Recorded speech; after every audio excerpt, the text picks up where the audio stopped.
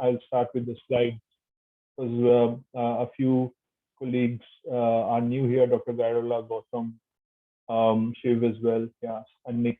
So maybe I'll call upon colleagues as I see them on my screen, and then you can introduce yourself in just 20 seconds. Tell us about your name, the organization that you represent. Very quickly. Yeah. Shiv, we'll start with you. Thanks, Ajit. Glad to be here. Looking forward to the conversation. Hi, everyone. I'm Chef Neha Agarwal. I work with Kamal at RSPO to make sustainable palm oil the norm in Indian market. Okay, thanks. Shubhashish. Good afternoon, everyone. My name is Subhashish De, and I work for an organization named Shakti Sustainable Energy Foundation. Thank you, Shubhashish. I'll introduce you more formally before you speak, but Dr. Gairola. Hello, everyone. My name is Suresh Gairola, and I'm India Country Director of Forest Stewardship Council. I've been in forestry sector in India for the last 38 years. Thank you. Nice to be here. Great. Thanks a lot, Dr. Gairola. Ashish. Hello, everyone. I'm Ashish Bhardwaj, and I work for Alliance for Water Stewardship. It's nice to meet you all. Thanks, Ashish. Kinjal. Hi, everyone. Myself, Kinjal Shah. I'm Regional Director for Responsible Jewelry Council. I look after India and Middle East for Responsible Jewelry Council, and based out of Surat, the city of diamonds. Thank you. Thanks, Kinjal. Nick. Hi, everyone. My name is Nick Liu. I'm from TCL Development, and our voluntary sustainability standard is TCL certified, as appeared on my screen name. So it is a sustainability certification for IT products. We have 11 product categories, and most of them are the products you will use from day-to-day operations. Thank you. Right. Thanks. Thanks a lot, Sandeep. Hi, everyone. I'm Sandeep Chopra from Goodweave India Trust. I'm heading their business development department. Thank you. Great. Good to have you, Sandeep. And congratulations on the new trust to you and Manoj. Well done. Bhavit. Hello, everyone. My name is Bhavit, and I'm Market Manager for Rainforest Alliance in India. Great. Thanks a lot, Bhavit. Gautam. Hi all, I am Gautam. I'm from Responsible Mika Initiative. I have newly joined here as the manager, Workplace Standard and Sustainability. Nice to meet you all. Very good. Congratulations and Thank all you. the best to you, Gautam. Kamal. Hi, everyone. Good to be here. Been involved with the VSS initiative since its beginning. I lead the work for RSPO in India and also the Global Deputy Director for Market Transformation. Thanks, Kamal. Devoshmita, if you can speak now. Hi, everyone. Am I audible now? Okay. Thanks. Hello, this is Devi Bhattacharya. I work in CRB along with Rijit and Tanya, and I look after sustainability and working in issues in the sustainability field. And I'm currently coordinating this VSS group. Great. Thanks. Thanks, Devi. Ranjit. Yeah, good evening all. I represent the Marine Stewardship Council based in London. I represent India for them. Thank you. Thanks, Ranjit. Rakesh. Hi, good afternoon, everyone. This is Rakesh Supkar. I work with an organization called Tradecraft India. We work for promoting trade justice and climate justice, essentially looking at fair trade principles in supply chains. Thank you. Okay, great. Thanks. Hardeep. Thanks. Hi, everyone. Myself, Hardeep Desai, and I work with Cotton Connect as head of the farm operations. I look after Cotton Connect's farm operations in India and also support projects in other countries. So we work with the farmers, spinners, ginners, and other brands and customers. So we work for the sustainability of the cotton supply chain. So looking forward to our discussion. Thank you. Thanks, Hardeep. Ritu? Hi, everyone. Ritu Barua. And something's gone wrong with my screen, but I'll fix that. I am the representative for Bonsucro in India. Bonsucro is the voluntary sustainability standard for sugarcane. I'm very happy to be here and to connect with all of you. Great, thanks. Go to Murli. Murli, if you're speaking, we're not able to hear you. You'll have to unmute yourself. Hello, I am Muralidhar, working for Social Accountability International. Thank you, Murli. Maybe we can also turn all our screens on for a few seconds so that Devushmita can take a screenshot and for our reports and stuff like that. Ganesh. You have to unmute yourself, yeah. Yeah, hello everybody. Hi, this is Ganesh Kasekar. I am associated with Global Organic Textile Standards, GOTS, and I am working with the capacity as the representative for GOTS in the South Asia region. Thank you very much. Thanks, Ganesh. There is also Claire from TCO. Just joined. Hi, Claire. Hello, my apologies for my late arrival. Yes, my name's Claire Hobby from TCO Development, and I lead our purchaser engagement work with my global team. It's nice to see you all today. Thanks again, and great to see you as well. Rupal.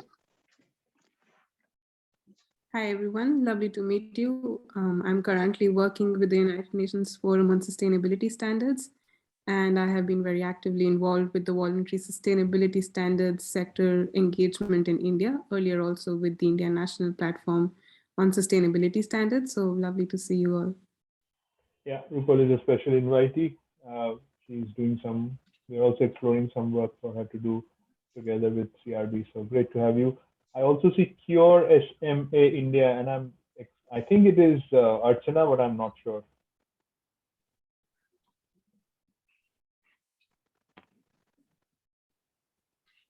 We can't hear you if you're speaking, Archana. But anyways, so thanks to all of you for your introduction. And it's great to see that there is a huge diversity of standards and the domains that all of you represent, and that gives us a very, very good sort of segue into our conversation today. Devushmita, if you can allow me to share my screen. I have a slide which I'd like to quickly present. Yeah, thanks.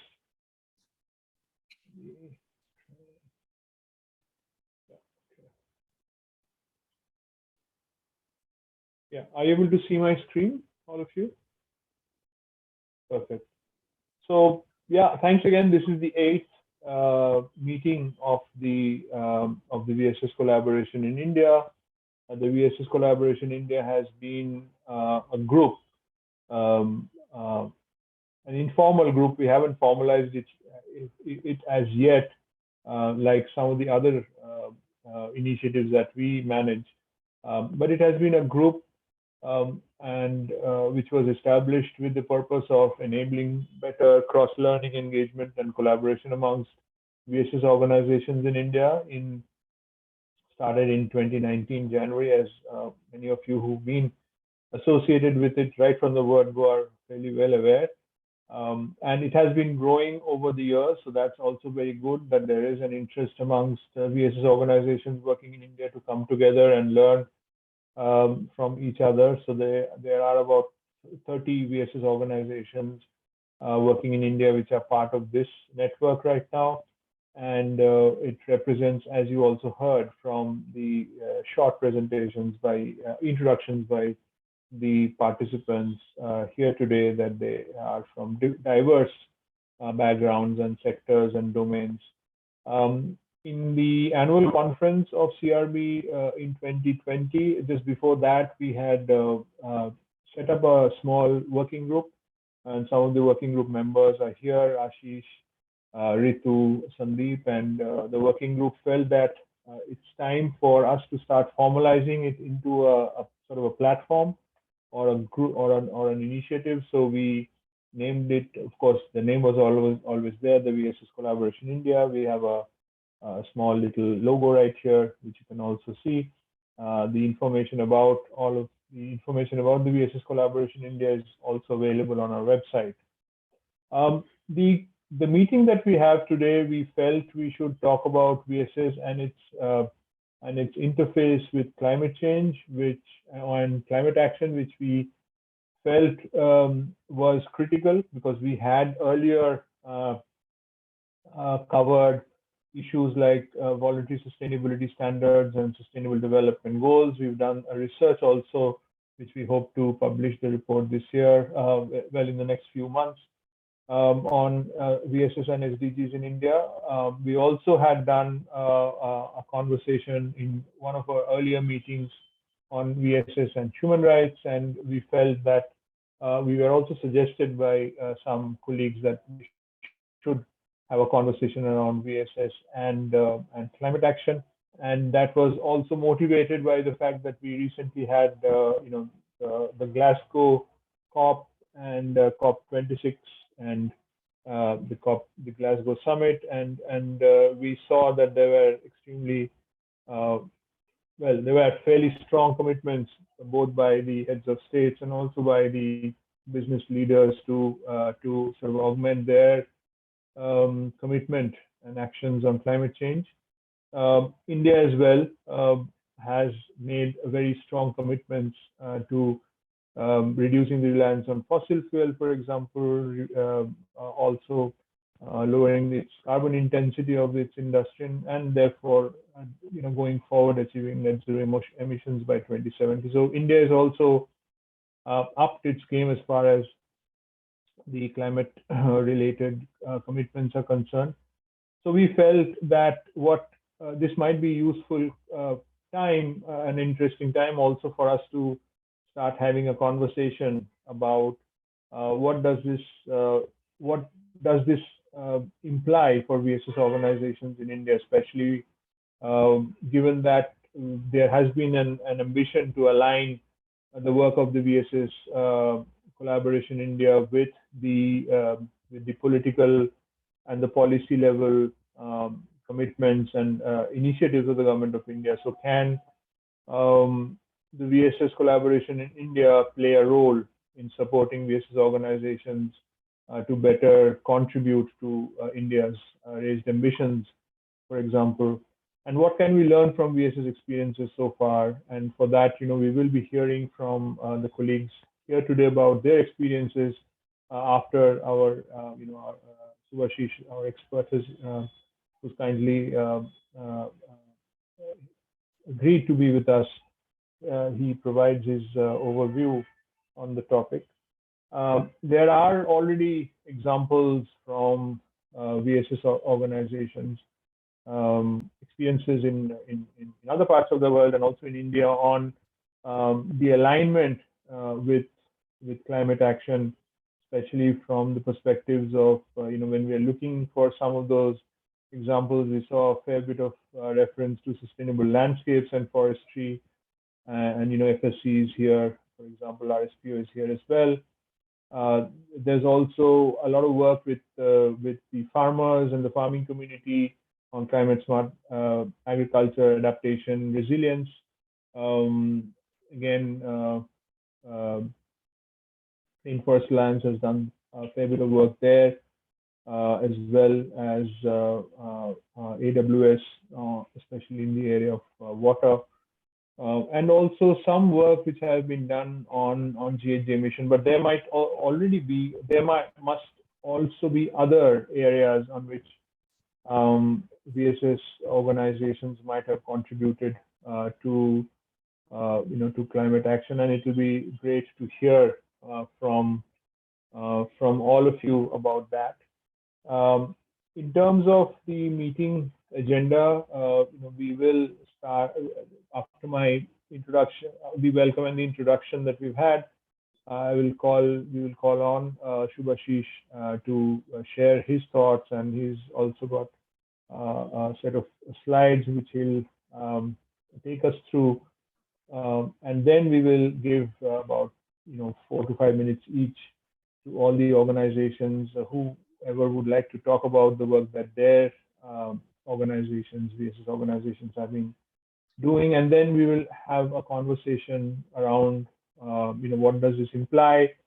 As I said earlier, is there an opportunity for the VSS Collaboration India to offer opportunities for standards to come together and sort of also see what they can do together, or maybe create some ways in which this group of VSS organizations can from time to time talk about certain areas and their work on VSS.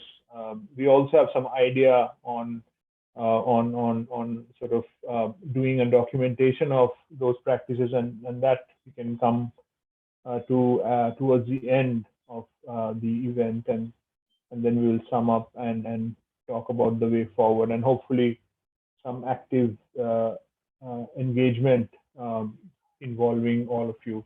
So that's basically in terms of the context. The idea is to see how we can, the work of the VSS organizations can contribute to the raised ambitions in India, especially the work that you do, not just with the private sector, but also maybe there is opportunity to work with the public sector and the PSUs as well. So I'll stop there, and I'll turn it over now to Shubhashish. But before I do that, let me also introduce Shubhashish. So Shubhashish is Director of Climate Policy for Shakti Sustainable Foundation, and he has been in this organization for a very long time. He is an engineer by training, and also has done energy systems management from ISWBM, the same institute where I did my environment management. Of course, we did not know each other back then, but we got to know that we are from the same institute in Calcutta. So, and of course, Shubhashish and I have also been part of the Ministry of Finance working group on taxonomy, which is being developed as part of India's sustainable finance report. So thank you once again, Shubhashish, for agreeing to be with us here today. And I'd like to invite you to make your presentation. So the floor is yours. Thank you, Rijit, and thank you, Center for Sustainable Center for Responsible Business, for inviting me to today's seminar. And this is a new group for me, because most of my discussion deliberation happens in and around climate change, but with actors who are more prominent on energy business. Great to see folks who comes from the land use, agriculture, food, and water side of climate change. Devi, will you be sharing the slides, or will I have the rights to do so? As you wish, sir. I can do it. Yeah, Yoshmita will control your slides, if that's okay. Yep. So the topic of today's discussion is interesting. It's India's climate commitment and role of private sector. So my conversation with private sector, and I had been working in this field for last 19 odd years, and had been working both with the government as well as private sector for the time period I had been working. And of late, the conversation with private sector has evolved to a great extent, I would say. And of late, I mean in last 2 to 3 years, to be more precise. And the private sector or business have started to understand more and more that mitigation and adapting to climate change is a business need for them. And why so? As we all understand that there is a cost of carbon to business. We are hearing about border carbon taxes. In all reality, it will happen in Europe. We also are talking about, or speaking about domestic carbon taxes. In Indian context, there is definitely going to be a carbon market, which the Bureau of Energy Efficiency is currently in the process of developing. We are not sure whether it will be a regulatory or a voluntary market at this point of time, but in all likelihood, in next 3 to 4 years of time, after it is initially launched, it will move to a regulatory market. We also started appreciating the climate risk to business. The risk includes both the physical and regulatory risk.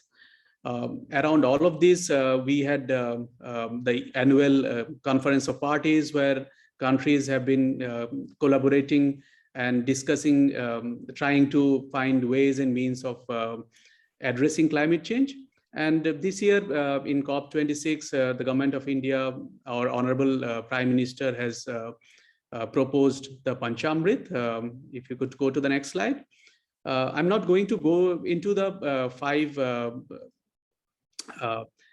recommendations which are there within the Panchamrit and which will be part of our nationally determined targets, but also part of our long target of becoming a net zero. But in terms of how it's going to impact us, a couple of them, for example, one is this 500 gigawatt of fossil fuel uses. 500 gigawatt of non-fossil fuel based of electricity capacity. Currently, our renewable or non-fossil fuel based electricity capacity is around 100 gigawatts. We are talking about another 400 gigawatt. And how does it impact? It impacts the kind of land use we have for energy generation. As we all know, thermal power plants requires less land. Renewable energy requires more land. Whether solar and wind is able to achieve this target, that's something we are still trying to evaluate. We might also require some biomass-based power production. Whether biofuel will also be part of this mix, we are not completely clear at this point of time. So it also impacts the way we are running agriculture. We are talking about the food security, the water uses, land uses to go around. And we also had been hearing a lot about hydrogen or green hydrogen production through electrolysis. So that has also an impact on both land use and also on water, because you would require a large amount of water for electrolysis. So these are areas which might be at this point of time looks like energy driven, but at the end of the day, it is going to impact the other ecosystem players. And we need to start thinking more and more on a system level. And when we say we, it's not only the people within this community, but also the larger group of business community whose business are currently may or may not be directly impacted by the targets which has been set by Government of India. If you can go to the next slide.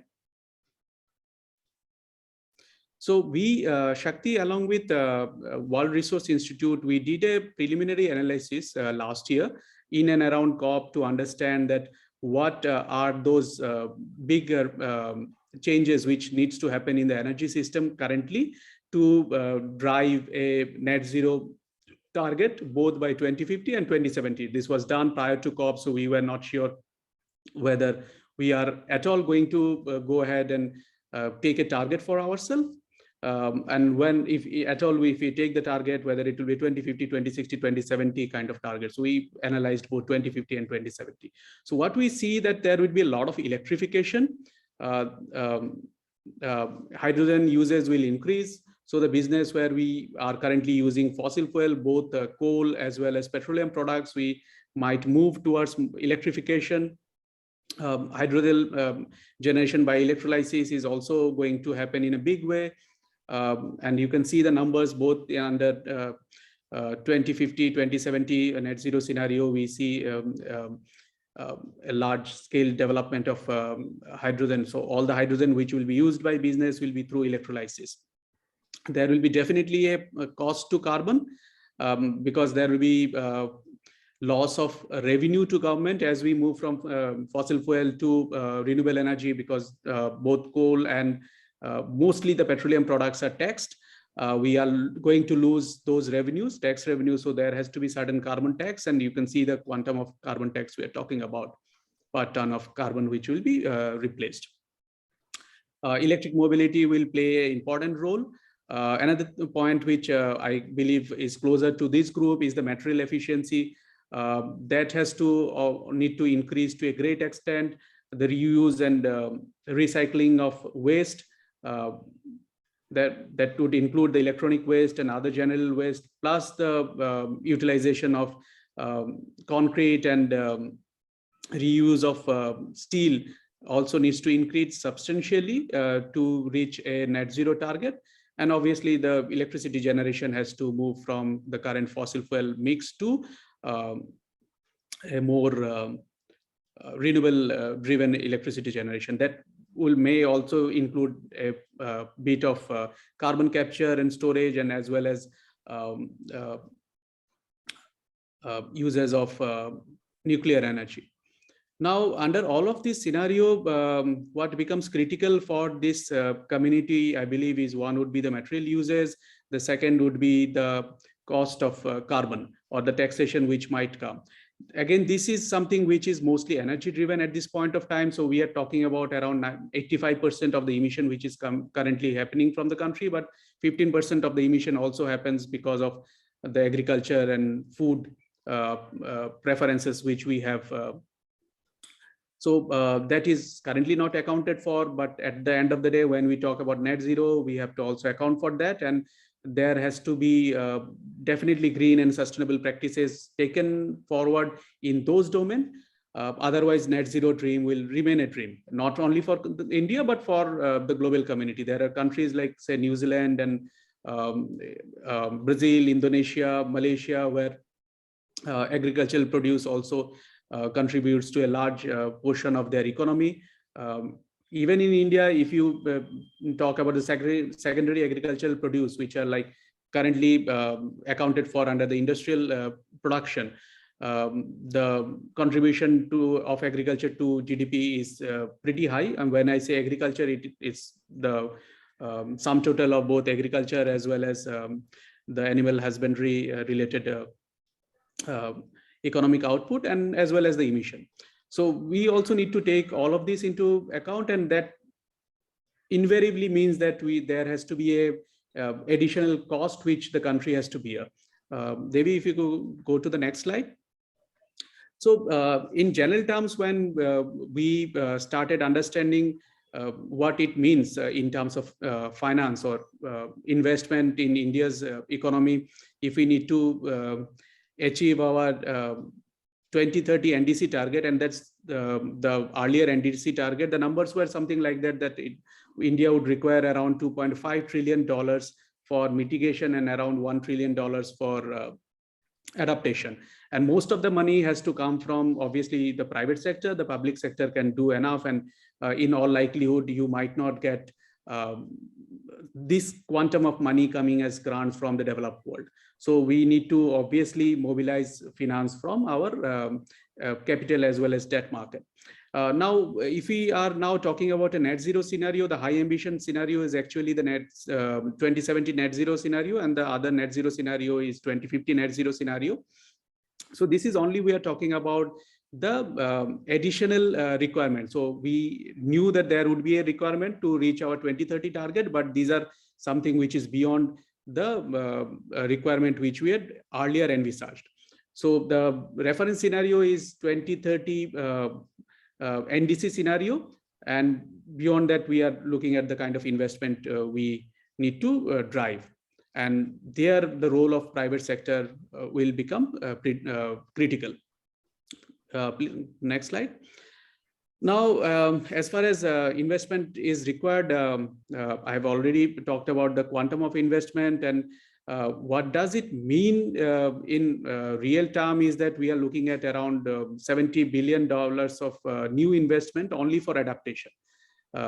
As far as land use, agriculture, food, and water is concerned, though there is a mitigation need, 15% of India's emission comes from those areas, but at the end of the day, there is a lot of adaptation need for those areas also. So it falls under a very sweet spot of mitigation and adaptation, and we need to look at from the both angle, and it's a sweet spot, but at the same time, it makes it more and more complex. At today's we understand that only 13% of the previously estimated mitigation finance need is available. So we have to actually bridge a large gap of around 87% of what is required in terms of investment, and that's only for mitigation. In terms of adaptation investment also, the investment which we are talking about does not really consider the social cost of this kind of transition. We had been hearing a lot about points like just transition. Next slide, please. Points like just transition, and that's a part of the Paris Agreement also, loosely a part of the Paris Agreement also. But at this point of time, the cost of transition is only the technical cost of transition, not the social cost of transition. So as I was saying, that this sheer size of investment required both public and private investment flow, and that needs to be mobilized, and we need to create new innovative financial instruments. The government of India also is taking cognizance of that, and in our last budget speech, the finance minister, Sitaraman, also elucidated to those points, like this is the first time in a budget meet we have talked about green bonds, though India had green bonds, but at least the finance minister during the union budget have talked about green bonds, talked about how to mobilize finance for new areas like electric mobility and things like that.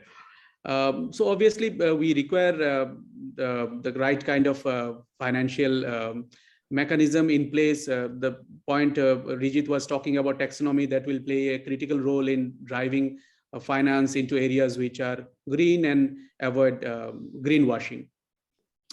Now, in terms of private sector actors, so far we know that around 24 key industry captains have signed a memorandum of understanding or declaration on climate change with the Environment Ministry in 2020. As far as voluntary commitments are there, I have picked up one of them. There are a number of voluntary commitments which different companies have made. So 67 companies, Indian companies, are part of the global initiative of adopting science-based target. Out of them, 29 companies have approved targets, and many of them, those targets are compliant to 1.5 degree. But at the end of the day, nothing will happen in the ground if this transition is not just. So any transition which is not socially inclusive is not going to happen in all likelihood, and not definitely for a country or a democracy of our size, where the size of vulnerable population is almost 50% of our total population. So we have to understand that this is something we have embarked, and this is a journey where there is no use case for us. No other country in past have actually taken this journey. Even the China, which is the recently developed country, have developed following a more fossil fuel based developmental trajectory, and this low carbon development trajectory is going to be something new. And when this transition happens, we need to understand that how this unprecedented transition at this enormous space can be done with a very minimal impact on the vulnerable community. As of now, Indian community faces a lot of challenges. One is definitely the resource curse. Most of the areas which are resource rich, mostly mineral resource rich, are the places where the poverty is at the highest. 90% of the Indian workforce are still linked with informal economy, and obviously the policy, finance, and social resilience, the communities which are working on the ground, building up social resilience, have to play a different kind of role now to make this happen. And this is not only India's problem. A lot of other countries are facing the similar kind of problem, be it developed countries or developing countries. But obviously the challenges for the developing countries are much more, because we also need to address our social development need while we move from the way we used to do business to something different. So certain points we need to keep in mind are definitely going forward would be climate justice and equity, and looking at not only at GDP growth, the business has to look beyond GDP growth and also look at human development index in terms of when and how we would like to address our balance sheet. Because currently the private sector is sometimes perceived as entities which are only driven by their balance sheet, mostly their top line and bottom line. So with that, I will pause for the time being and more than happy to take any questions. Thank you so much, Shubhashish. That's a very, very useful presentation, and I'm sure colleagues will have some questions. So maybe we can take up to 2 to 3 questions very quickly, and then we can move on to the next session where it will be, the VSS organizations talking about what they have been doing. So yeah, the floor is open. Please introduce yourself and then you can ask your question to Shubhashish.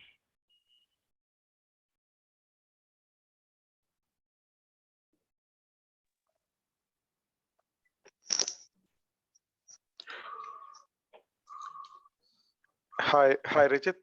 Rakesh here, this side from Tradecraft. Yeah, Rakesh, yeah. Please go ahead. Yeah.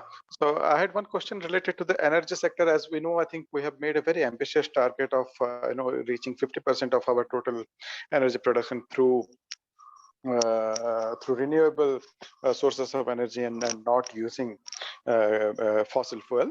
And I think the two major sources or two important sources of renewable energy are around solar and wind energy.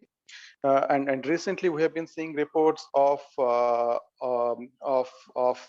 these are renewable sources of energy, the modes of production and the current level of technology in terms of the resource use, both in terms of material use like solar panels or the for wind energy, the kind of the plastic or the material from which the wind pipes are being created, as well as the land use, which you referred to in your presentation.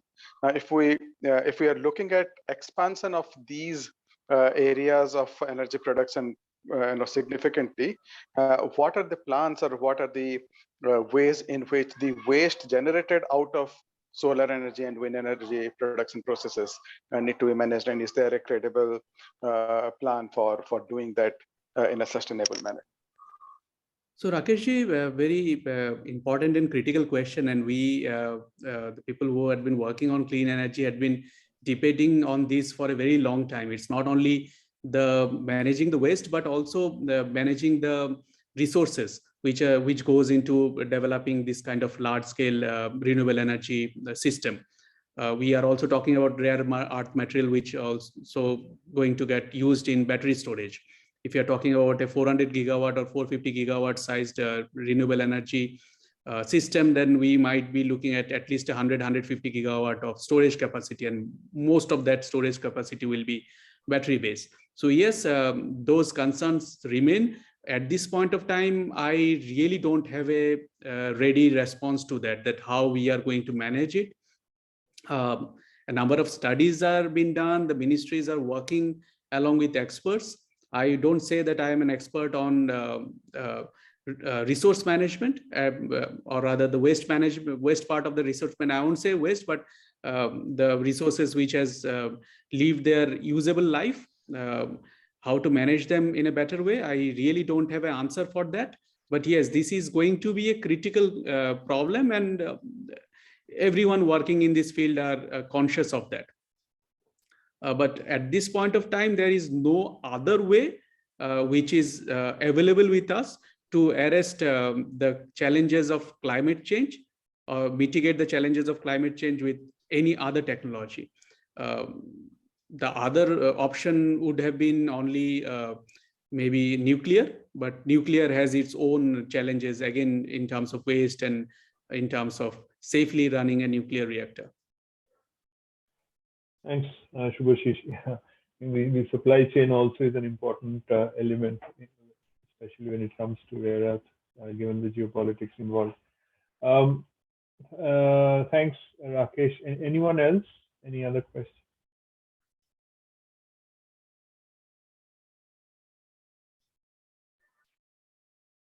Great. So thank you so much, Subhashish, for the presentation. It seems it was very clear and succinct to all colleagues, and of course the slides will be sent across to all of you and others also who've not been able to join us.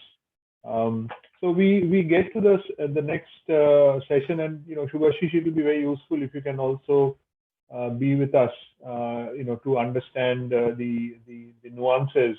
And just before colleagues start, I think the way you have enumerated the various ways in which organizations and the private sector, including, can contribute to climate change.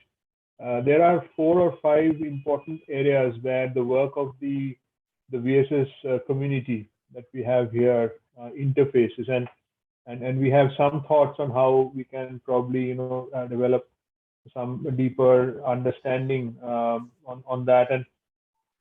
And there are about those 5-6 areas, if I can quickly read them out for all of us. Of course, one is to transition to renewable energy, and also the uptake of energy efficient technology. These are two possible ways. The third would be also to reduce GHG emission in production, and quite a few.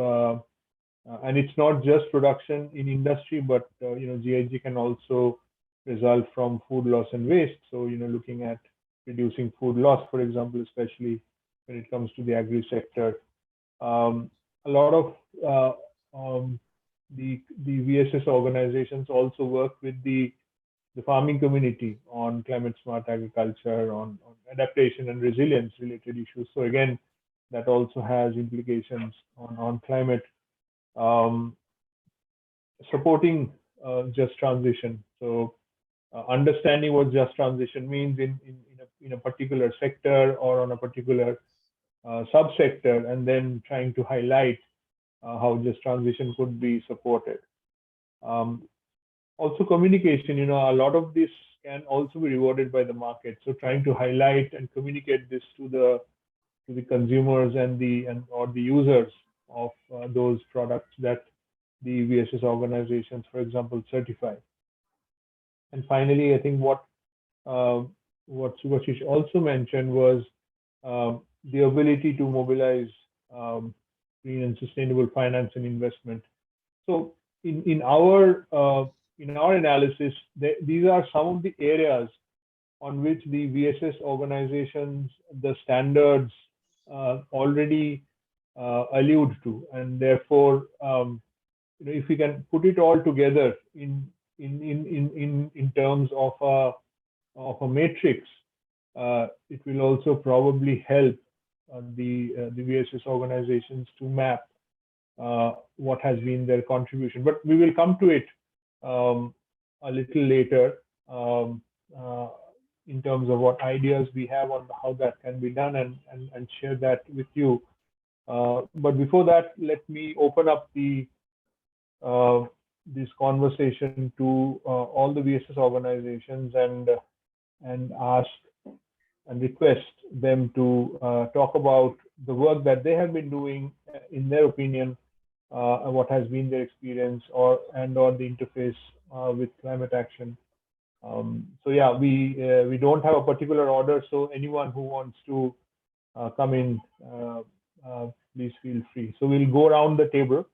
I can also ask each individual colleagues to share, but if you want to volunteer, please go ahead and raise your hands one after the other, and I'll pick you for your presentation. So you can either have do a quick 2 or 3 slides, or you can just speak as well. Yeah, come on. Yeah, I was wondering if I could go earlier. I might be more distracted later on because of something else. So if possible, I could go first. Yeah, no problem. Go ahead. Okay, I'm told I can share my screen, so I'll try to do that. Yeah.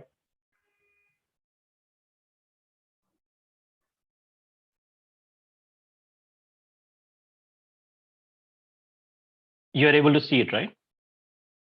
Okay. So this is just a brief presentation, probably less than 5 minutes. And we were not able to restrict it to just one of the SDGs because RSPO standards, and there are 4 of them, Principles and Criteria 2018 for large growers, which is this one. Then we have the Supply Chain Certification Standard 2020. It was updated when we have, then we have Independent Smallholder Standard and Jurisdictional Approach.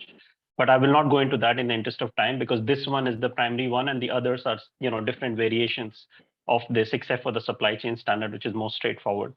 So as far as this is concerned, for those who have seen this document or on the website or social media, what RSPO decided to do was to first of all map this based on the impact goals of prosperity, people, and planet, and the principles, which were based previously 8 principles, which was just not divided like this. Now there are 7 principles divided between these 3 people, prosperity, planet goals, and it makes it easier for RSPO to map all these principles and hold more than 5,000 of our members accountable in 100 countries. So it's a standard process for evaluation, assessments, measurement of impact, so on and so forth.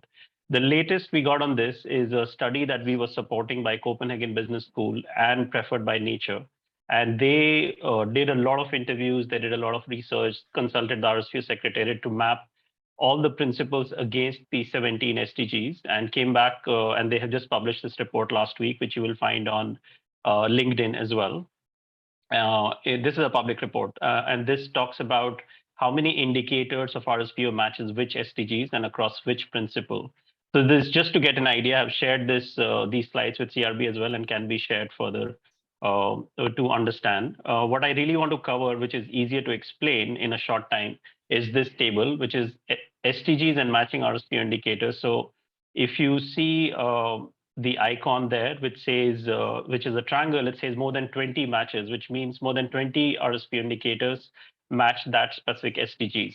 So let's say if we talk about SDG 2, which is zero hunger. So principle 7 of RSPO has maximum number of indicators. And then if you go to principle 7, you will see it is protect, conserve, and enhance ecosystems and the environment. So this is one of the ways that we thought is interesting to explain a very complex subject of sustainable palm oil and the impact of standards.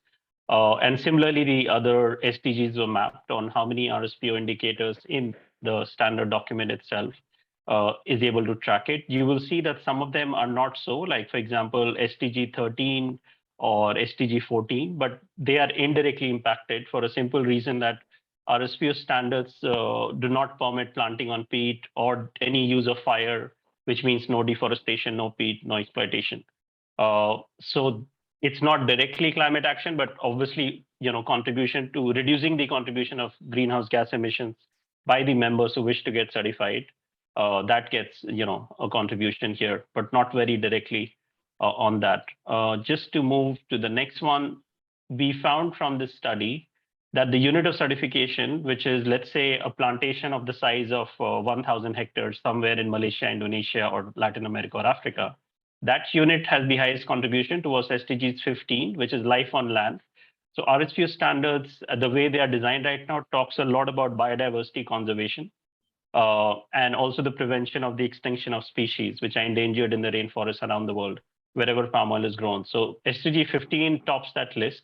SDG 2 is the second one with zero hunger because it contributes to economic well-being of all the smallholders and the local communities involved because it raises their income.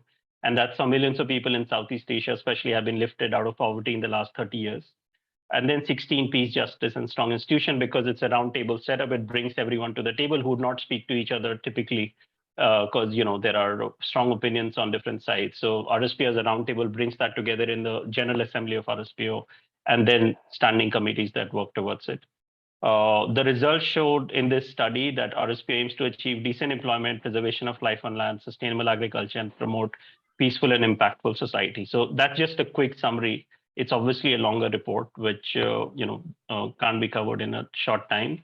The second table here talks about matching the principles, not the indicators. So all the 7 principles have several indicators. So the previous one mapped the indicators. This one maps the principle from 1 to 7 itself. And then you will see against each SDG how many matches are there. So the maximum, as you will see here, no poverty has 2, 3, 4, 6, and 7 indicators, and then so on and so forth. So that's one way that this study seeks to do that as well. And I guess that's all the time I had. So thank you, and happy to take any questions. Yeah, thanks, Kamal. I'm a little lost that there's no direct impact on climate action, but I think that's a conversation that we can catch up with the writer of this report. Both of us know. So thanks again for that presentation. Who wants to go next?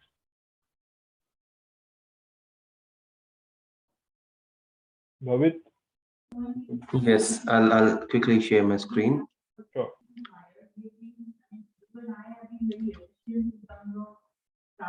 I hope it is visible.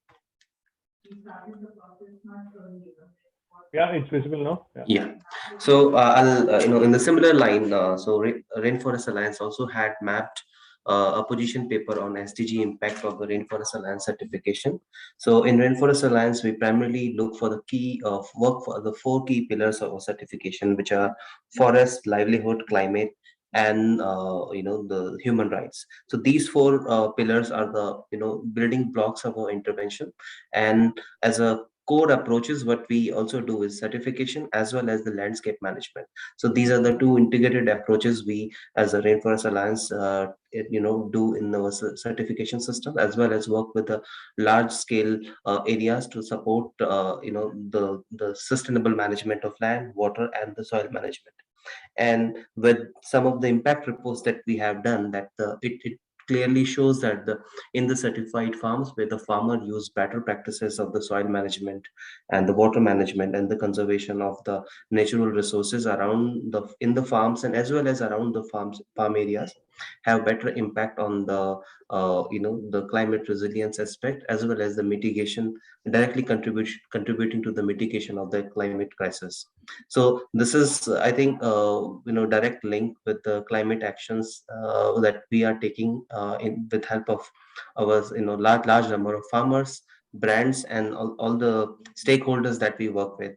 And I think as a VSS actor, as a VSS stakeholder, I think this platform also provides a great opportunity for us to work together to make awareness in the at least in the Indian continent, right, about whatever we consume, be it tea, coffee, palm oil, biscuit, bakeries, and whatever it is, right? It's a function of how the consumers are demanding, right? It is a function of as a consumer, as an individual, how choices, what kind of choices we are making, and whether we are aware of the different impact it may have on the environment and the climate. So I think as this group, and thanks CRB for convening this group, so that as a VSS organization, we can possibly work towards a common goal of raising this awareness among all of our stakeholders. Yeah, thanks, Bhavit. I think I mean, this is something that has been done at the global level, right, for RA, or this is specifically to India? Which this position paper? Yeah, it's a global one. Okay. Yeah, I think probably going forward, it might be useful to sort of drill it down a little bit more to get a little bit more granular in terms of the interface with climate. I mean, of course, sustainable land use and forestry is definitely one, but there could also be a direct contribution to, say, for example, 12.3, which is food loss and waste, where one can think about that kind of an interface, or even 7. So probably that kind of thinking might be involved. Okay, thanks a lot for your. Thanks, Rajiv.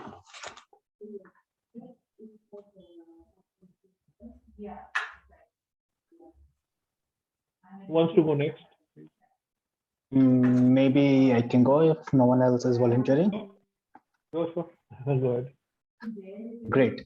So I would start with, despite being one of the most important aspect, water was somehow missed in all climate talks. But in COP26 in Glasgow, finally water got a central place. And I think the connection between the climate change and water is becoming more and more clear over time. And so we all are aware about how bad climate hits when it comes to water, be it flooding or drought, which are the real risk to businesses as well as the agriculture sector, and hence the strength of the country to fight and adapt to climate change. And water is cross-cutting among all the sectors. And if you talk especially about energy and agriculture, which are the two important aspects in achieving the net zero emission, water plays a huge role because of the huge nexus which presents between water, energy, and food. And I think by improving how water is being managed, we can achieve a fast transformation that simultaneously reduce the greenhouse gas emission as well as accelerate the adaptation. And to achieve inclusive adaptation, I think water-related nature-based solutions, they must play a vital role. For example, healthy wetlands, they act as a flood and drought defense, and they also act as a carbon sink.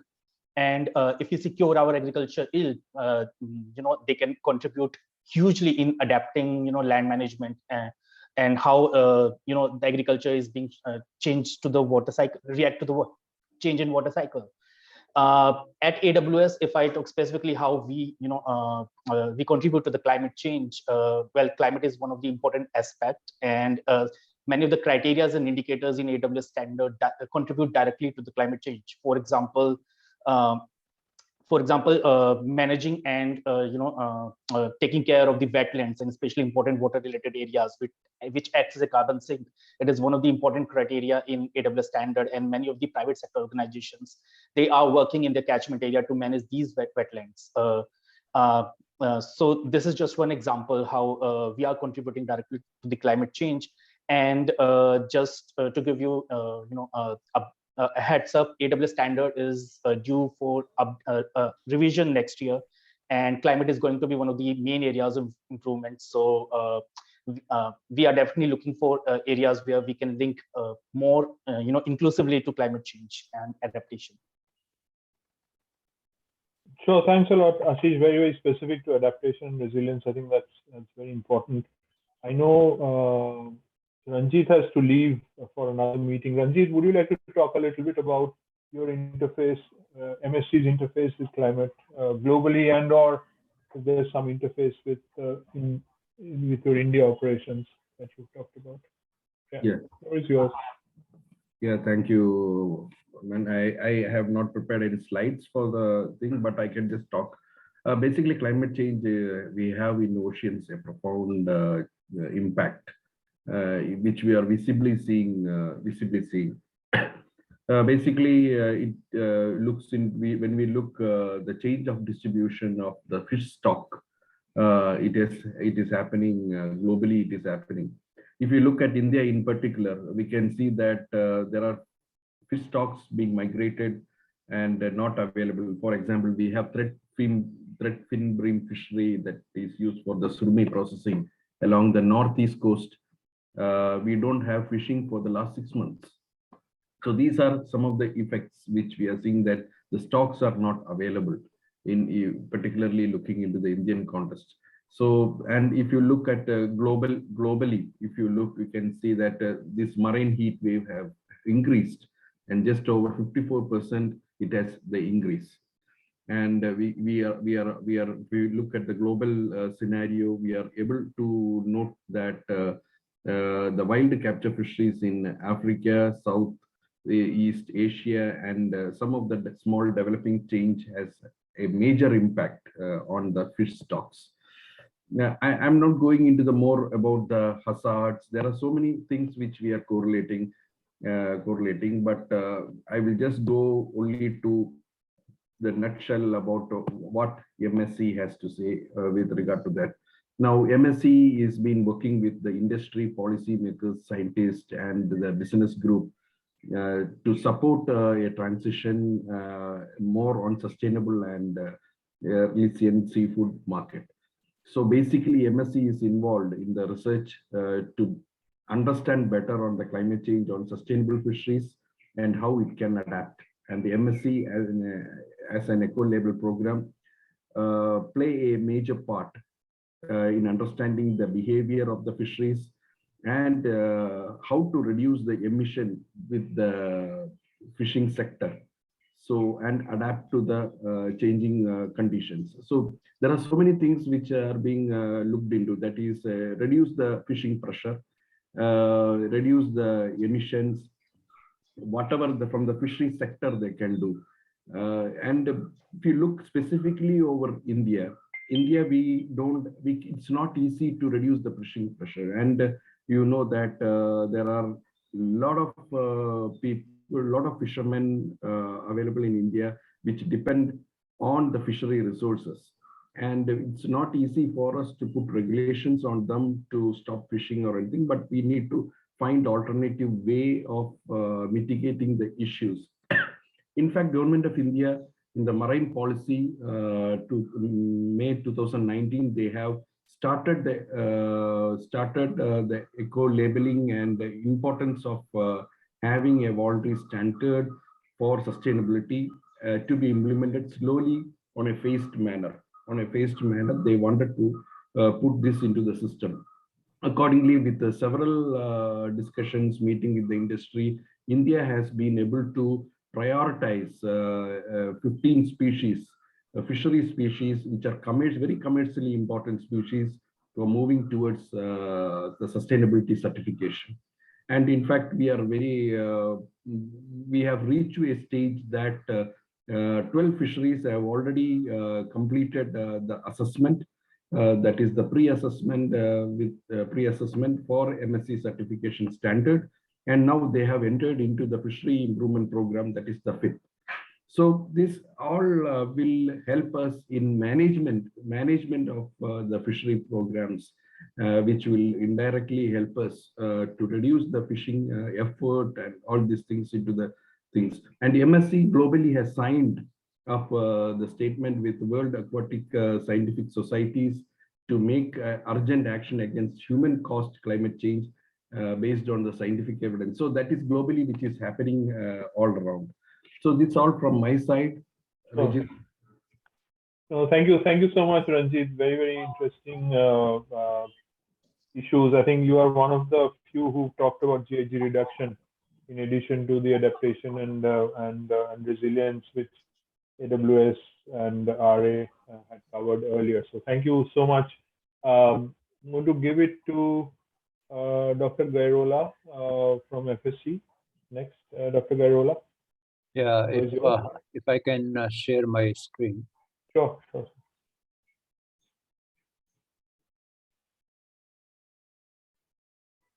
Yeah, we can see your screen. Okay, yeah. Fine.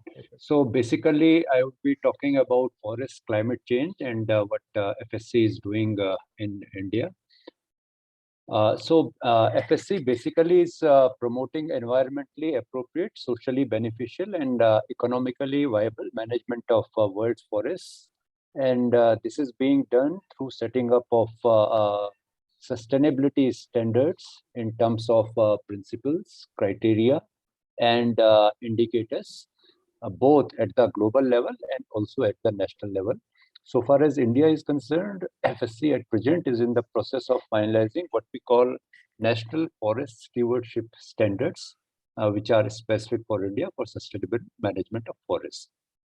The thing which is typical of FSC is that we give all these three chambers, social chamber, environmental chamber, and finance chamber, equal weightage while deciding our policy and our standards. And so far, globally, FSC has certified around 231 billion hectares of forests, and we have more than 50,000 of chain of custody certificates. We have around 1,165 international members in 89 countries promoting sustainable forest management. So now coming to Indian scenario, as you may be aware, we have only 2.4% of world's area and 2% of world's forests, but our human and livestock population is pretty high, and there's a lot of dependence of people on the forest resources. Despite that, over a period of time, the forest and tree cover in our country has been increasing, right from around 18.4% in 1987 to around 24.6% in the current report. As you are aware, forests are both source and sink of carbon. In Indian context, it's heartening that the forests have been sink of carbon dioxide. And if you look at these figures from India State of Forest Report from 2004 to 2021, we find that the carbon stock in forests has increased about 8% over these 17 years. Again, there are 5 components of carbon so far as forests are concerned: above ground biomass, below ground biomass, deadwood, litter, and soil. And apart from the litter component, all other components have shown increase over the years. So in India, forests are net sink of carbon, unlike some of the other countries where, because of deforestation and diversion of forest land, forests have become source of carbon dioxide. We are required to submit biennial reports to UNFCCC, and as you are aware, as per the Paris Agreement, this nationally determined contribution, which are voluntary commitments. In the forestry sector, India has committed to create additional carbon sink of 2.5 to 3 billion tons of CO2 equivalent through additional forest and tree cover by the year 2030. And all our programs and policies are geared towards achievement of this particular target. Going by business as usual scenario, there will be a little shortfall in achieving these targets. So, new initiatives are being taken to really meet this particular commitment. So very briefly, some of the programs which are being implemented in our country, I'll bring to your notice. I know time is limited. First of all, National Working Plan Code of 2014 talks about sustainable forest management. So we have a policy instrument in place based on which the forests in the entire country are being managed on a 10-year cycle. We also have National Action Plan for combating desertification. We have intensive forest fire management. One of our institutes, Forest Survey of India, is working on the modern technologies as to how to identify forest fires and manage them. We also have recently prepared a major plan for rejuvenation of rivers through forestry interventions. This National RED Plus strategy, RED Plus is a reduction of emission from deforestation and forest degradation and sustainable forest management, is also in place for our country. This has been prepared by ICFRE, one of the organizations which in the past I was heading. Then now this compensatory afforestation funds to the tune of around 65,000 crores have been distributed to various state governments by Government of India for taking up various forest conservation activities. We have other programs like National Bamboo Mission in place, giving impetus to bamboo regeneration, conservation, and utilization. Agroforestry policy has been prepared. India is one of the biggest, contributors to meeting this bond challenge, and we have committed around 26 million hectares of land to be restored under bond challenge by the year 2030. Various states are taking up, major massive afforestation programs. This protected area network of sanctuaries, national parks, conservation reserves, community reserves also are being strengthened, and joint forest management. It has not been a total success, but yes, in some of the states, it has given very good results. So this was from my side in very brief, what is being done in our country in the forestry sector to address climate change issues. Thank you very much. Yeah, thanks, Dr. Garola. And I think it would be also useful. You've given a very, very detailed presentation about the initiatives by the Government of India. I think also at some point of time it would be useful to understand how FSC as work is also contributing to that. So yeah, thanks again for your time. Should we move on and switch over to the manufacturing sector a little bit, because I think we've had quite a few colleagues from the forestry and natural resources agriculture sector, and we have with us Kinjal and Sandeep, also Rakesh, who are from the and Murli and Archana were there as well. I can't see them right now, but of course Claire and Nick as well from the IT sector. So can we hear from some of you about how your organization looks at climate action and the interface of your work with climate action, either now or in the future? Any volunteers? Most welcome. Kinjal or Murli, Sandeep. Yeah, Murli, please go ahead. Yeah.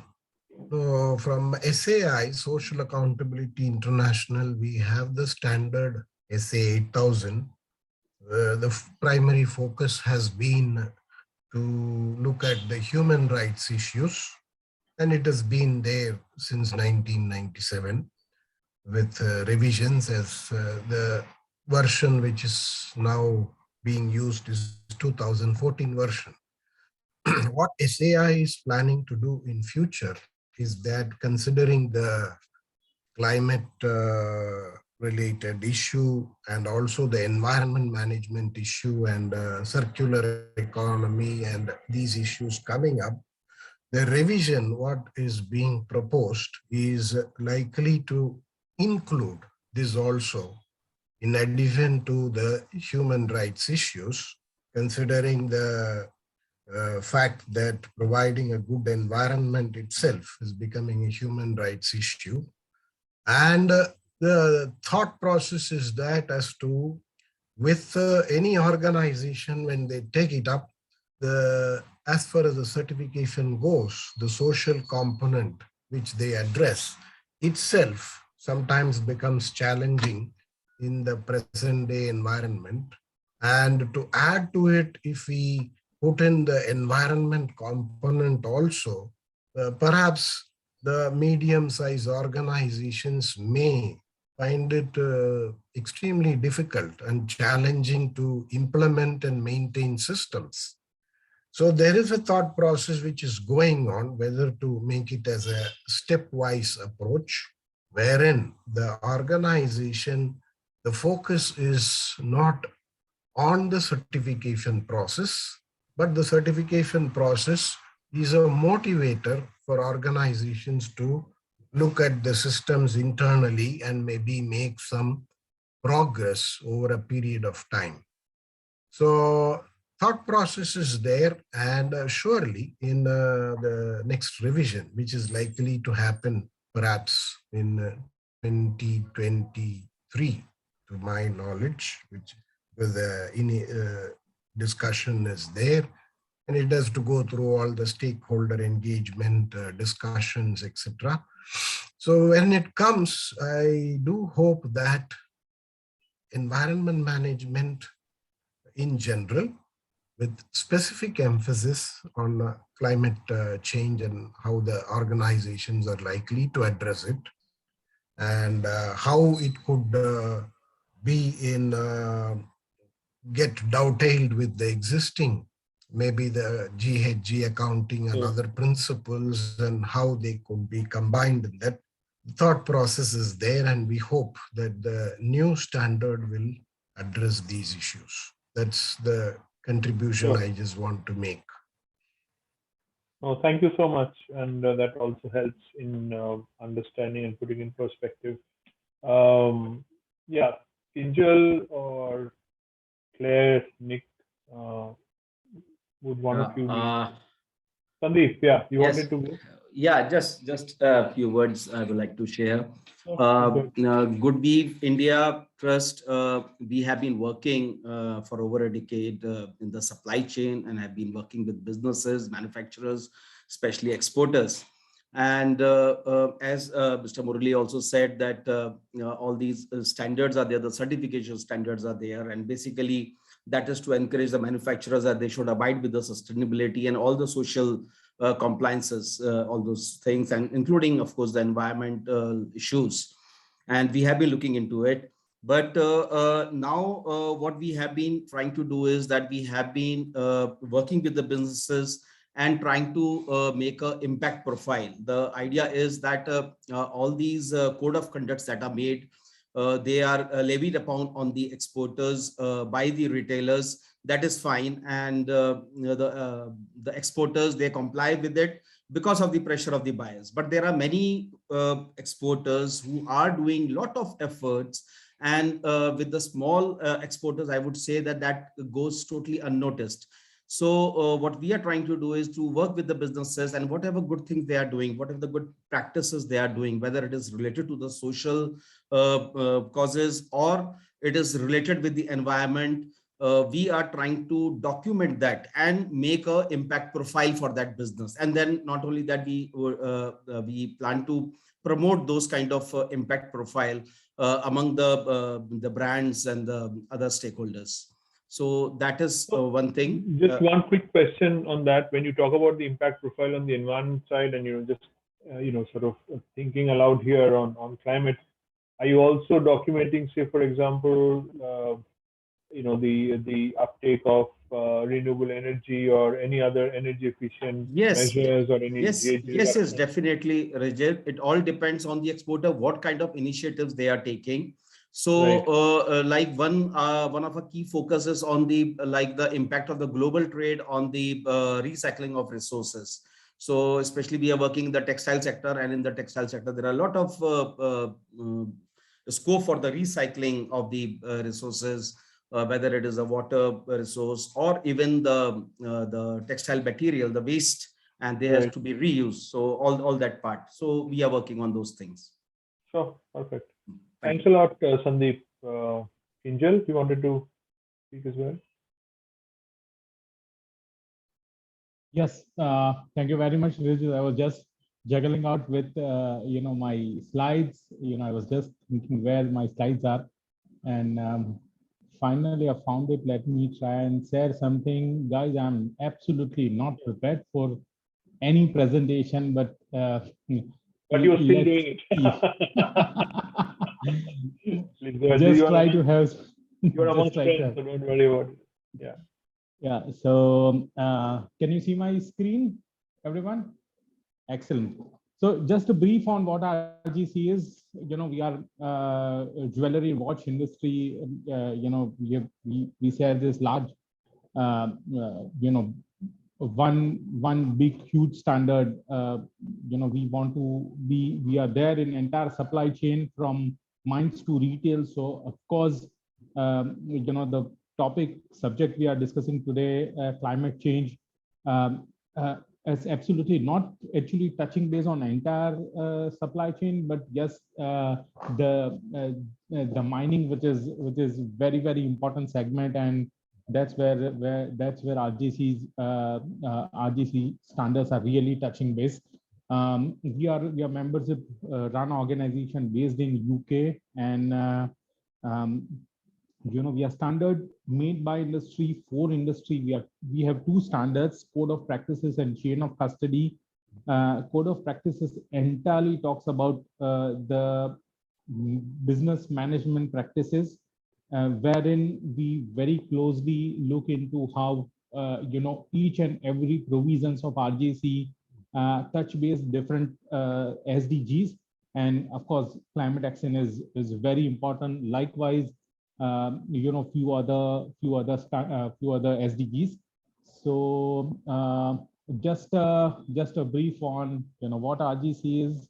We got the conceptualized, I can say, in 2015 by 14 founding members, and you can say we see that we became a participant of UL Global Compact in 2009 itself, where we came up with our first code of practices. Since then, we have now our third revision, which is 2019 code of practices. 2019 code of practices, we are fully aligned with OECD due diligence alignment, and since our new ED came in 2019, now we are highly SDGs pro. We have taken lots of initiatives on sustainable development goal era. We have created a task force.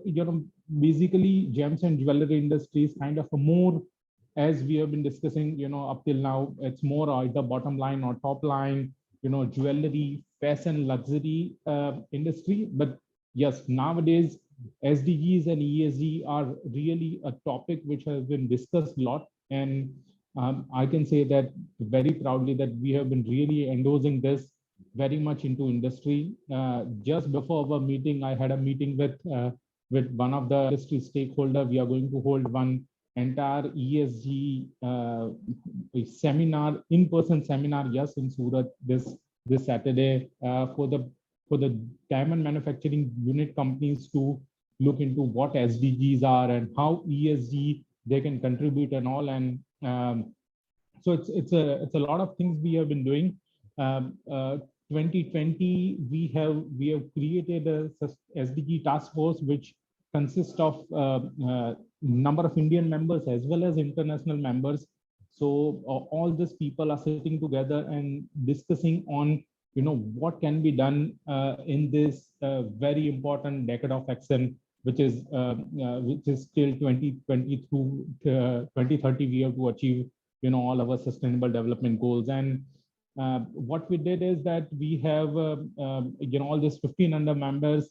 We have also jotted down, if you can see, our code of practices has several provisions. So each and every provision touch base with number of sustainable development goals, and health and safety and environment in specific touch base with climate action. So it's of course it's there. Similarly, whenever one member is implementing, one jewelry factory or maybe trading operation is implementing any provision of responsible jewelry council standards, it's ultimately contributing to the sustainable development goals.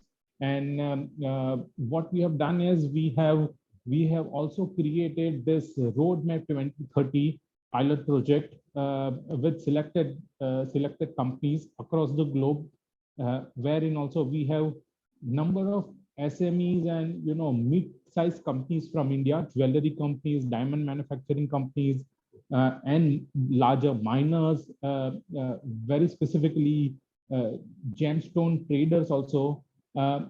These people are implementing several SDGs. They are working on several SDGs. Yes, of course, climate action is there on very first priority. At the same time, we are also working very closely for the gender equality, SDG 5, and total 4 other sustainable development goals we are right now very clearly focusing on. So this global companies, those who are participant in this pilot project, they have been working on several data on several SDGs, and they have created the data. We have created the data metrics. They are measuring the data, and now the auditors have external auditors, those whom we have appointed, and we have been funding on our own in order to see how best our gems and jewelry companies or our members can contribute towards the roadmap 2030. Our ED Executive Director Iris van der Weken, she is, as I said, highly pro of SDGs, and she has also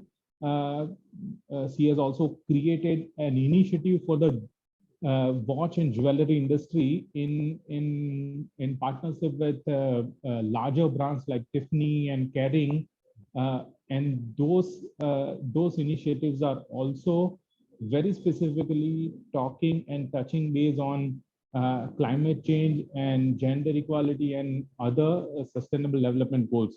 So we have been doing a lot on this.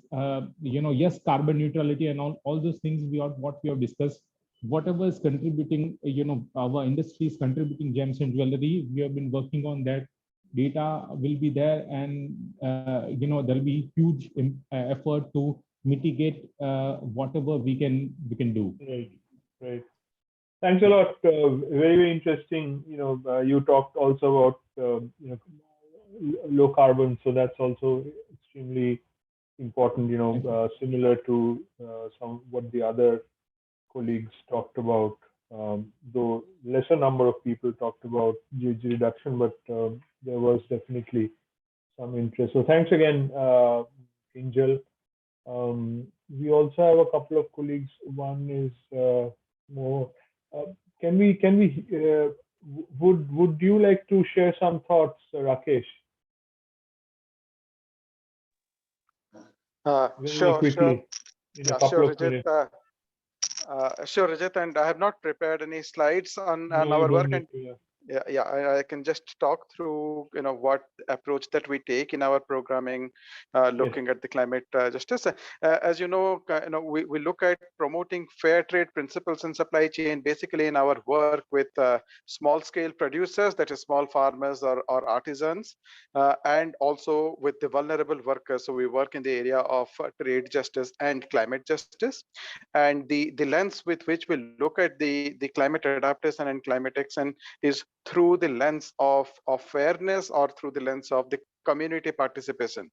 So often what we see is that a lot of climate action or interventions related to climate adaptation are designed with certain technical expertise in mind and certain change in processes and procedures for the supply chain, which impacts the most vulnerable participants in the supply chain, be it the vulnerable workers, as in the case of the textile and apparel sector, or in the agricultural sector, it's the small farmers. So in our programs, especially when we're looking at the climate angle, we often look at really facilitating a process of the collectives, the producer collectives or the workers collective, to raise their concerns related to climate adaptation process and how they are impacted by the impact of climate change, and to look at their leadership, or making the producer collectives or the community collective to really take the lead on climate adaptation program, and to be able to support them wherever feasible through our programmatic activities. So I'll just probably stop there, and happy to elaborate further if there are any Excellent. specific. Yeah, I think what you said also has some element of just transition as well. When you talk about communities and how to reduce the impact of climate change on those communities, and also what was being said, that if there is improvement in environmental performance, then to ensure that nobody is left behind. So that's really the principle of just transition. So thanks again for that, Nick. I see your hands up. So over to you. Just really quickly about not able to hear you properly. If you could.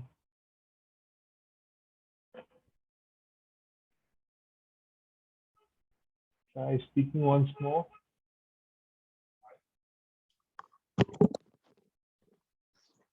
Yeah. Is it better now? Okay. Yeah, Sorry, okay, I just. Thanks. No worries.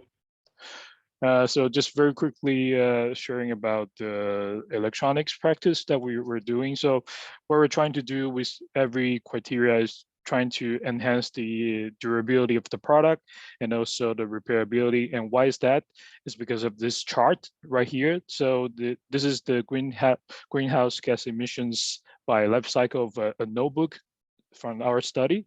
So almost 80% of the emissions are from the manufacturing part, and also less than 15% are from the use part. And it's easy for the users to think that in order to reduce the greenhouse gas emissions, we should switch to a more energy efficient product. So they buy new products. However, it repeats the 80% of the emissions from the manufacturing part. So what I'm here trying to encourage everybody is to use your product longer, for 1 year or more years. It will be helpful for cutting the emissions. This will be our sharing. Sure, excellent. Thank you. Product lifetime extension, absolutely. That does have an implication on GHG reduction. Great. We also have Hardeep. Hardeep, I can't see you. Still there? Yeah, Hardeep. Yeah, over to you for your thoughts, please. Yeah, thank you. At Cotton Connect, we work with the sustainability of cotton supply chain, and we also focus on some of the SDGs, specifically SDG 1, 5, and 13. So we do many things in terms of climate change and climate actions. So we deliver. First we train the farmers on various issues of climate change and possible actions they can take to address these issues. So that is one thing.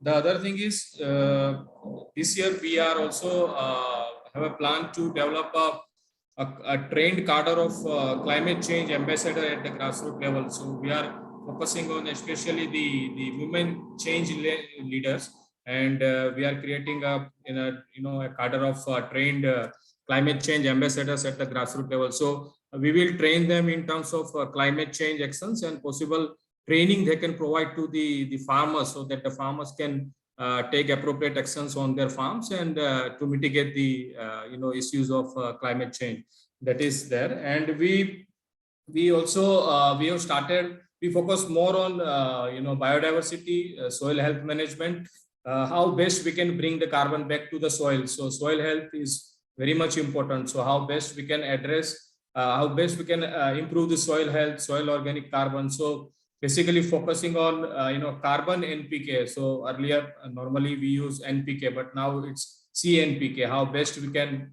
use that and improve the soil health so that the farmers can get the maximum output from that particular soil, and also that helps a lot in terms of environment. And also we have started focusing on the tree plantation and biodiversity. So we have started a campaign which is very we are getting encouraging results from that campaign. So that campaign is known as One Farmer, One Tree campaign. So around 200,000 trees have been planted in the last season 21-22, and we expect more in the coming years. So we believe that we should take small steps, like one tree for farmer is very small step, but how to take that to the logical end and create ownership of the society for the survival of the trees. So that we are focusing. So by merely planting the trees would not be sufficient. How best we can encourage the community to take this to the next level, take care of those trees, and then take appropriate care of those trees. So many interventions we are already implementing. We are also working with around 100,000 women farmers, smallholder farmers, so focusing on gender also, and also with the female farm laborers and female farmers. So again, we have, as I shared with you, we have taken many steps in that direction. So maybe I'm worried about time, so I can share the presentation on the mail. So as you requested. Sure, yeah, please do. Yeah, thank you. Thank you so much, Hardeep, and thanks to all of you for your time. And apologies, we have crossed over the scheduled time, but I think it was important to hear from everyone. If there's any question pertaining to anything that anybody has heard or any clarification required, you can ask them now. I think there is already there are some questions on the calculation of forest, which I think has been going on, so that's fine.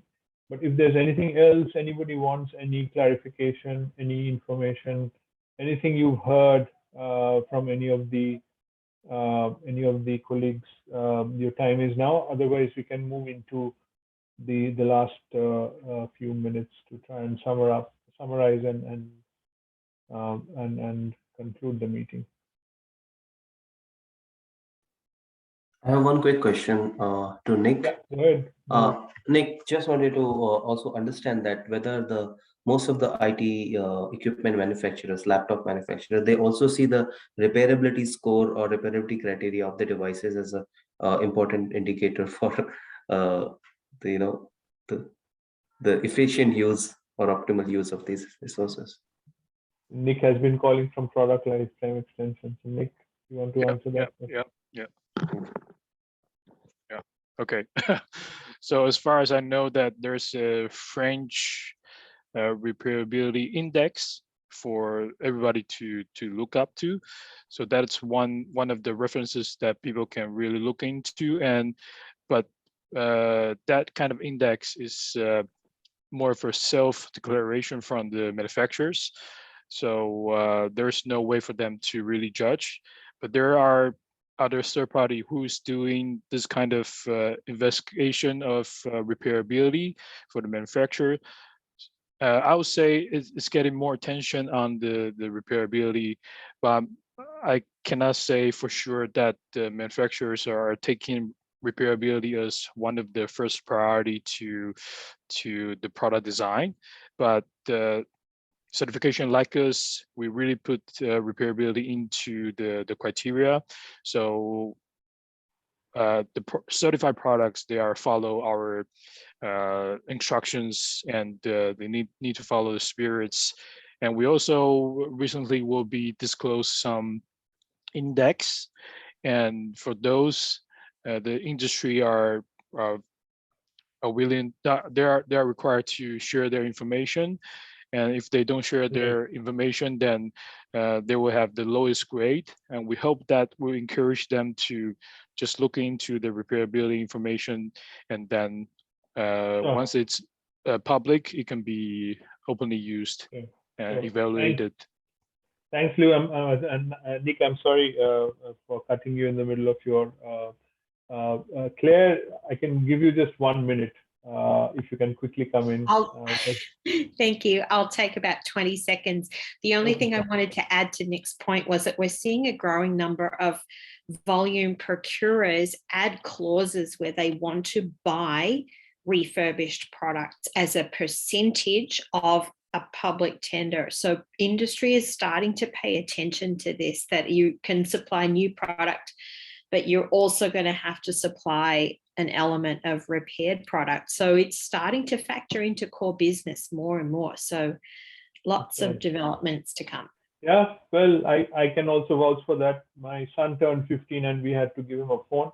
And I bought one refurbished phone from Amazon Renew. I didn't know that this whole range existed. And it said that you can have, there might be a small scratch or whatever because it has been used earlier. And we were so happy and proud that, we were using a refurbished product. So it's there. I think, businesses are made up of people like you and me. So I think as long as we are happy with using a refurbished product, businesses will also go in that direction. So thanks again for all that. Thanks again for all your interventions. We have some interesting thoughts based on what we've heard, what we've seen, and also I think Ritu, before she left, put a very strong call that all of us, as she has been saying, some of you know her, that we should start doing some things together rather than only coming together for these convenings, which is also great. It enhances our learning. So we felt that why don't you make an effort? And what we've done is try to be a little ambitious with what we can do through this collaboration. And I'll quickly share my screen. So what we were thinking is if we could perhaps move towards creating something like this, like a simple protocol for this collaborative. I don't know if you can see my screen. Can you see my screen? Okay, yeah. You can see my screen, right? So, from I think from all the information and the presentations that we have heard today, and of course some of the readings that we've done, it seems that there are these 6 or 7 priorities for the VSS community on which we can start to think about our interface with climate action. So we feel that it is probably the right time now for us to start discussing. I mean, this is not, you will not get a score, right?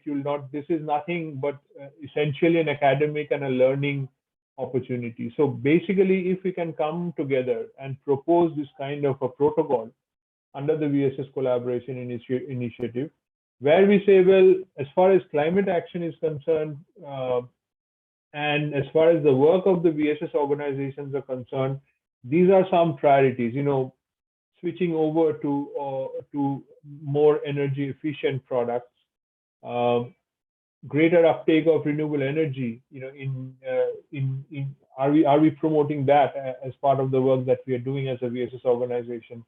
A lot of colleagues talked about mapping GHG emission, including in the supply chain. Looking at GHG emission reduction is a big indicator of positive contribution to the climate. There were so many references to adaptation and resilience, and also land use, sustainable land use. So, what are we doing on the adaptation side? Not just the mitigation side, but also on the adaptation side in terms of promoting climate smart agriculture. Are there initiatives on sustainable land use and forestry, which FSC talked about, for example? We haven't spoken specifically about investment and finance, but are we as organizations also trying to advocate for sustainable finance and investments, and trying to ready the licensees or the private sector that we work with? Is there an opportunity there? Rakesh from Tradecraft talked about engagement with communities and the ones who are most vulnerable. So is there a risk, and also to RJC, as SMEs become more environmental friendly, there is more investment in technology. Is there a risk that people might lose jobs? Are we investing in reskilling and ensuring that we don't leave no one behind? And finally, are we also communicating about all of these things that we are doing to the consumer, so that the consumer can also reward those companies who are embracing the standards and the initiatives? Are there specific initiatives for the young millennials who, as all of us know, including the ones in India, are ready and willing to pay on 70%, more than 70% occasions, more for products which are climate conscious? So this is an idea which we wanted to sort of float with the group. And of course, we will put this in the report. This is something that we felt that if we could adopt this protocol as a group, then we can work this out, we can develop this. This is just a first glance of what this could look like. And then on an annual basis, we can probably just try and map if we are ticking all the boxes through our interventions or initiatives with the private sector, on whether we are promoting GHG emissions. So there might be some interventions which might be much more loaded on certain parameters or priorities, but that's okay. We don't need to have an equal allocation or balance across all these priorities or these parameters.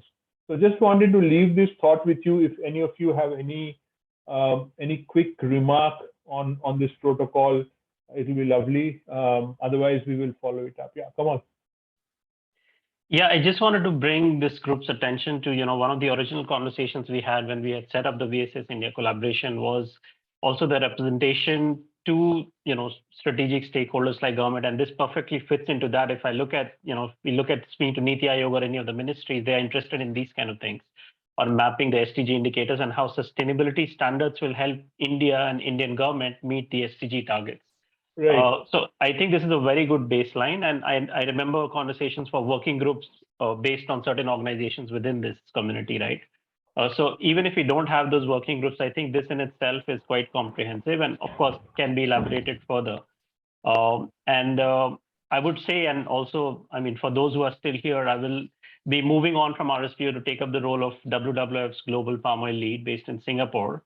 And if I look at it from the eyes of WWF kind of an organization as well, this makes a lot of sense, because a lot of the impact that conservation focused organizations want to have is to also being able to move policies and regulations and engage stakeholders like government. So I think before we go in that direction, I think there has to be a document which is ready to be presented, which has the voice of 30 sustainability.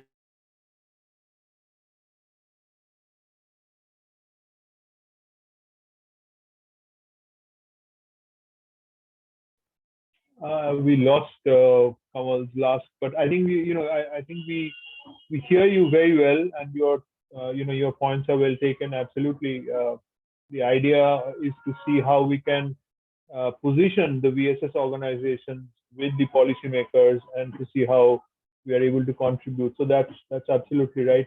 Anyone else? Last? Rigid, are you not taking like anything related to the circular economy or the waste management, this priorities? Sure, why not? I mean, this is just the first draft of the structure. If you feel that promoting circularity, and also like Nick said, product lifetime extension, that also is circular. It's a principle of circular economy. So adopting a circular business model definitely also contributes to a low carbon enterprise. So absolutely, why not? Yeah, so we can maybe add that in the priority. Good, very good, very good. Thank you. Any Sorry, other comments?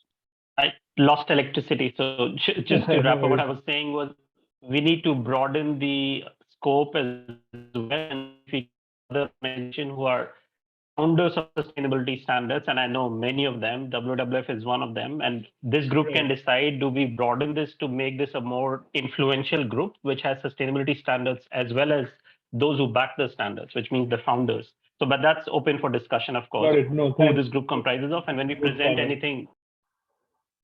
Yeah, good. Very well noted, Kamal. That we could probably also have the UNFSS, ISIL Alliance, WWF kind of organizations, IDH. Yeah, absolutely. Why not? We can definitely debate that. Any further inputs on this protocol? Do you think this is workable? If you can also, say, put a thumbs up. That will also help us, give us some motivation that yes, we've got some people who think that this protocol would work. So we look forward to discussing this further with colleagues going forward, especially the ones who are not part of this call. But the idea would be, as Kamal said, to try and create a collaborative initiative through which we are able to position ourselves as a community better to the government. There is a reference to VSS in the VNR for India in 2020, and that offers us an opportunity to engage better with the policymakers.